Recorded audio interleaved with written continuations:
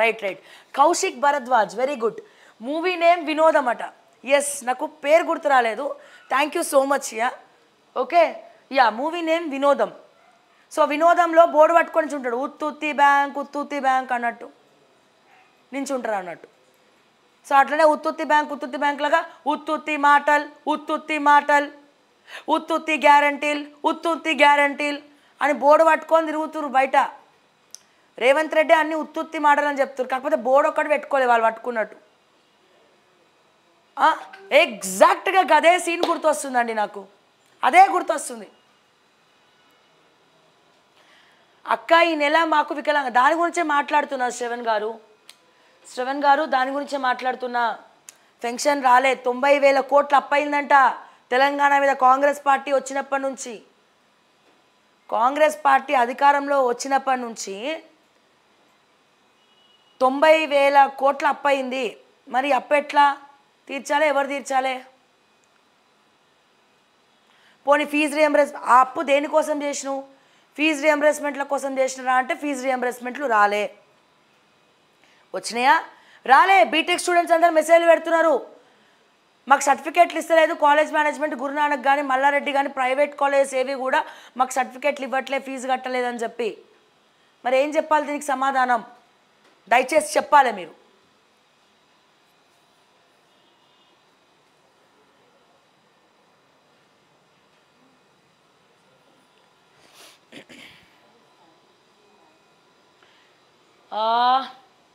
Yes మొత్తానికి ఇది laddu కల్తీపై SIT IG స్థాయి అధికారి నేతృత్వంలో దర్యాప్తు ఏపీ సీఎం చంద్రబాబు సార్ ఇది సిట్టో ఫట్టో చేయడానికి రాష్ట్ర సమస్య కాదు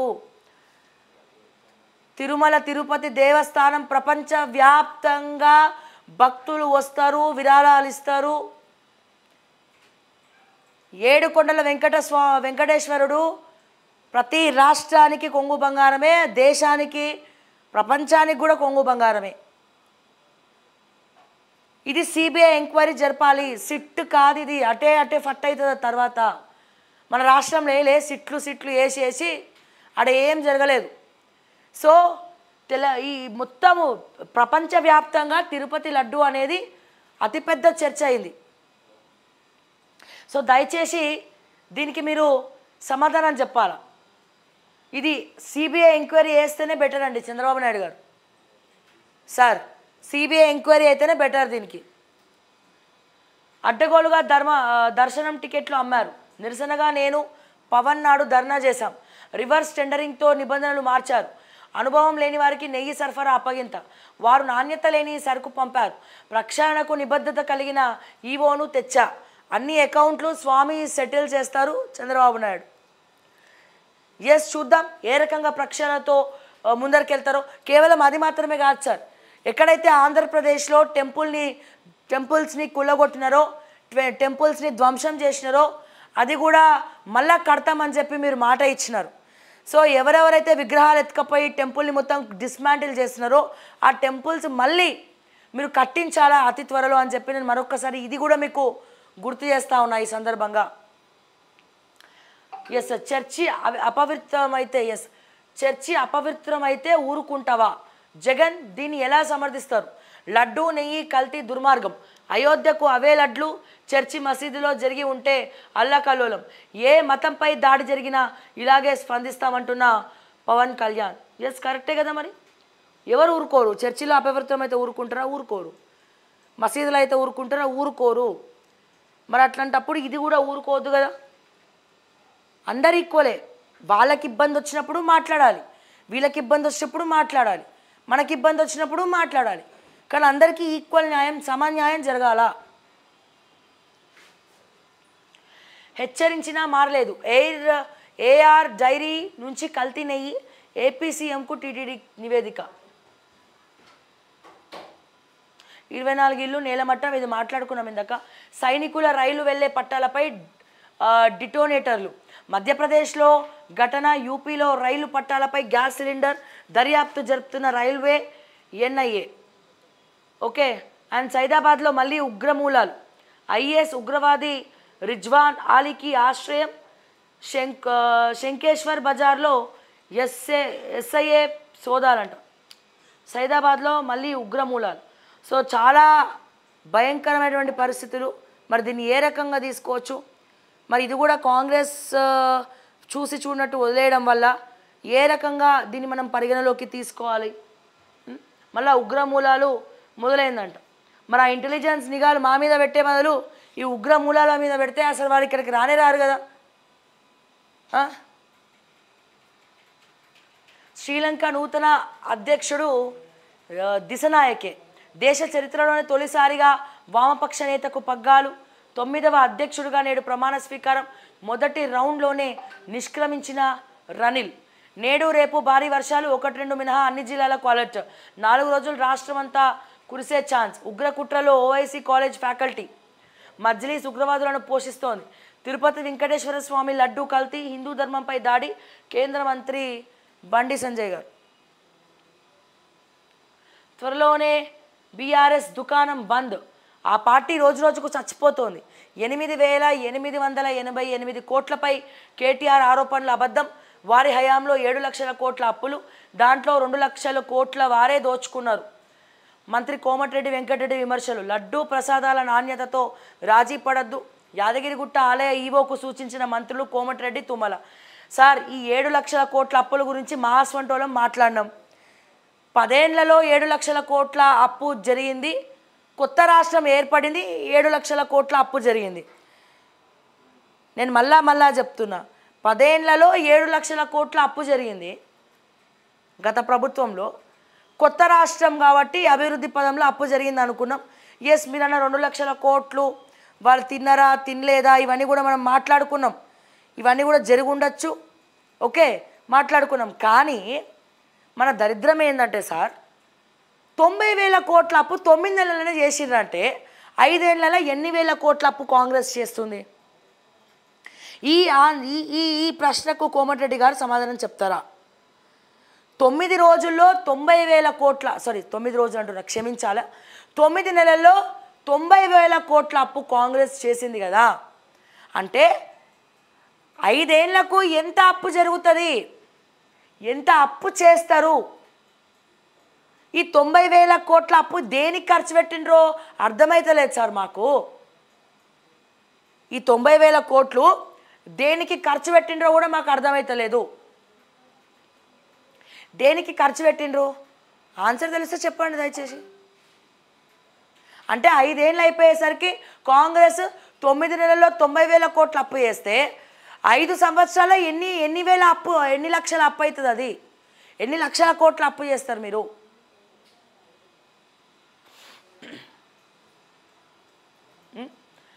అండ్ ఇంకోటి, కాంగ్రెస్ గ్రాఫ్ అనేది ప్రజలలో పడిపోయింది. మీరు స్వయంగా ముసుగులు వేసుకొని వెళ్ళండి. నేనేమంటున్నా, రేవంత్ రెడ్డి గారికి గతంలో కూడా సలహా ఇచ్చిన, మీకు కూడా ఇస్తున్నా. మీ ప్రభుత్వ పాలన ఎట్లా ఉంది, ప్రజలలో గ్రాఫ్ ఉందా లేదా అనేది మారు వేషాలలో పోయి ప్రజల దగ్గర మైకు పెట్టి, లేకపోతే సరదాగా ఆ చాయ్ బండి దగ్గర ఎక్కడో కూర్చొని జనాలలో కలిసిపోయి అడగండి. మీకు ఇంటెలిజెన్స్ రిపోర్ట్లు కూడా అవసరం లేదు సార్.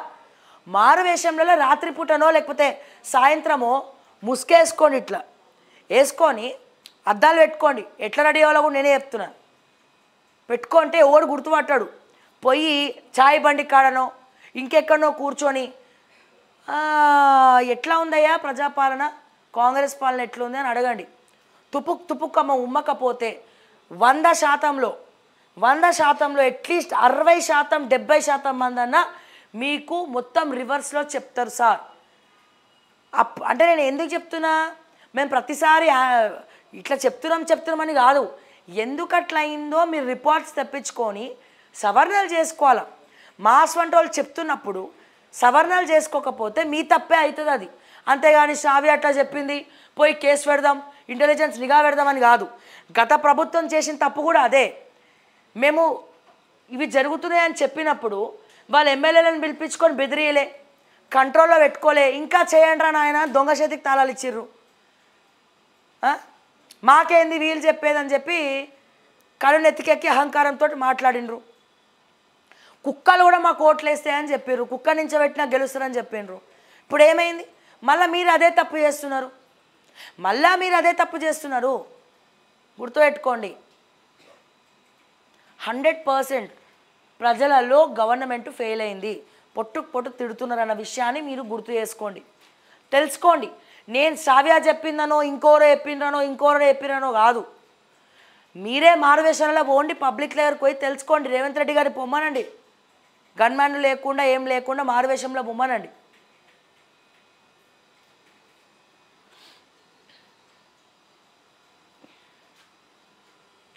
అమృత్లో అక్రమాలు లేవని తేలితే రాజకీయ సన్యాసం, రేవంత్ పదవి ఊడగొట్టేందుకు మంత్రి పొంగులేటి యత్నం, దమ్ముంటే దర్యాప్తు జరిపించాలా, సీజే దగ్గరకు వెళ్దాం రా, ఇష్టం లేదంటే సెంట్రల్ విజిలెన్స్ కమిషన్ వద్దకైనా వెళ్దాం, ఈ వ్యవహారంలో సీఎం పదవి పోతుంది, బీ రెడీ, సింగరేణి కార్మికులకు బోనస్ కాదు బోగస్ కాదు కేటీఆర్. 100% ఇది కేటీఆర్ చెప్పిన వ్యాఖ్యలతో నేను ఏకీభవిస్తున్నా. ఎక్కడ అంటే పొంగులేటి మంత్రి పదవి, ముఖ్యమంత్రి పదవి పోగొట్టే ప్రయత్నం చేస్తున్నాడు. పాపం మా బట్టి గారు డిప్యూటీ సీఎం నేనే, రేవంత్ రెడ్డి వెళ్ళిపోయిన తర్వాత ముఖ్యమంత్రి నేనే అని పాట పాడుకొని కలలు కంటుండట. అది నేనే కాబోయే ముఖ్యమంత్రి నేనే అని మా బట్టి గారు పాట పాడుకుంటున్నాడు. కానీ నాకు తెలియదు వెనకాల పొంగులేటి అనేది ఒకడు ఉన్నాడు, ఆయన ఆల్రెడీ గోతులు తవ్వడం మొదలుపెట్టిండని. ఎట్లా సార్, హౌ? పర్లేదు సార్, అట్లీస్ట్ మీరు పైసలన్నా 8% తీసుకొని సంపాదించుకుంటున్నారు, అది చాలు కదా మీకు. 8% మీ డబ్బులు మీకు వస్తున్నాయి చాలా సీక్రెట్గా. ఆఫీస్లో నైట్ 12 వరకు కూర్చొని మరి సంతకాలు పెడుతున్నారట. మళ్ళీ దయచేసి ఎట్లా తెలిసిందో అడగకండి సార్, మాకు అన్నట్లు తెలుస్తాయి అంతే. మీ భార్య పేరు బయటికి వస్తుందని బయటికి రాకుండా చేస్తుర్రు. ఆపితే ఆగేదా ఏమన్నా? ఇది నిజం, ఎవరు ఆపినా ఆగదు, అది వస్తూనే ఉంటుంది అట్లా.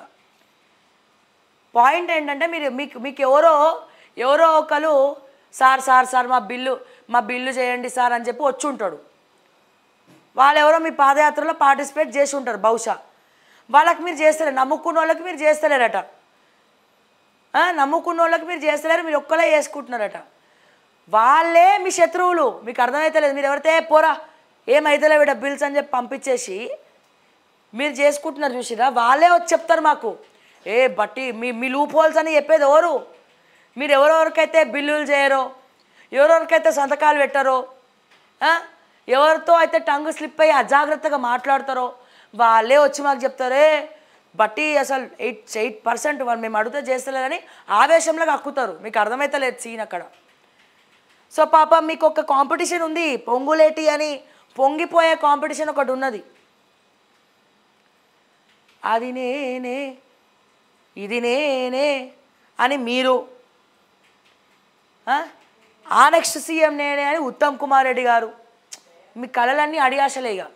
ఎందుకంటే ఫ్రేమ్లో పొంగులేటి గారు దూసుకపోతున్నాడు ఉచిత బస్సు ఏదైతే ఎక్స్ప్రెస్ ఉందో దాంట్లో దూసుకపోయి వస్తున్నాడు ఆయన. ఓకే, గిన్నీస్ బుక్పై మెగా స్టెప్, 156 సినిమాల్లో 537 పాటల్లో మెగాస్టార్ 24,000 స్టెప్పులట. గిన్నీస్ బుక్ ఆఫ్ వరల్డ్ రికార్డ్స్లో చోటు. సర్టిఫికెట్ను అందజేసిన గిన్నీస్ బృందం. ముఖ్య అతిథిగా పాల్గొన్న అమీర్ ఖాన్, చిరంజీవి, సీఎంలు చంద్రబాబు, రేవంత్ రెడ్డి శుభాకాంక్షలు. కంగ్రాచులేషన్స్ సార్ మెగాస్టార్ గారు, మీ స్టెప్పులకి ఎవరు సాటి రారు అసలు. ఆ గ్రేస్, ఆ డ్యాన్స్ కానీ అద్భుతం. కానీ ఈ సినిమాలో కాస్టింగ్ కావచ్చు, వాటి గురించి కూడా ఎట్లాగో మీరు ఒక స్టేజ్కి వచ్చేసినారు కాబట్టి దాని గురించి కూడా మీరు ఇన్వాల్వ్ అయ్యి పట్టించుకోవాలా మీలాంటి పెద్దలు అని చెప్పి నేను రిక్వెస్ట్ చేస్తూ ఉన్నా ఇంకోసారి. అండ్ అట్లాగే ఎస్, ఇది ఆంధ్రజ్యోతి. ఇకపోతే ఈనాడు చూసినట్టయితే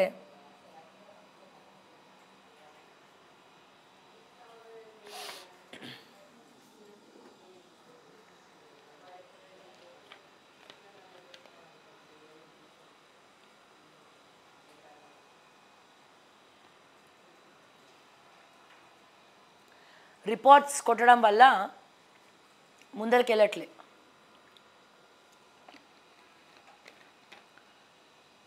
మీ ఛానల్ని షాడో బ్యాన్ చేస్తున్నట్టున్నారు అందుకే మంచి కంటెంట్ ఉన్న రీచ్ పెరగట్లే. పర్లేదు సార్, రీచ్ పెరగకపోయినా ప్రజలకు చాలామందికి శ్రావ్య ఏంటో అర్థమైంది, అది చాలు. సో ఎప్పుడైతే మన ఛానల్ని అరికట్టాలని చెప్పి కుట్రలు కుతంత్రాలు రిపోర్ట్లు ఇవన్నీ కూడా చేస్తున్నారో, సో అప్పుడు మనం ప్రజల్లో ఉన్నట్టే కదా.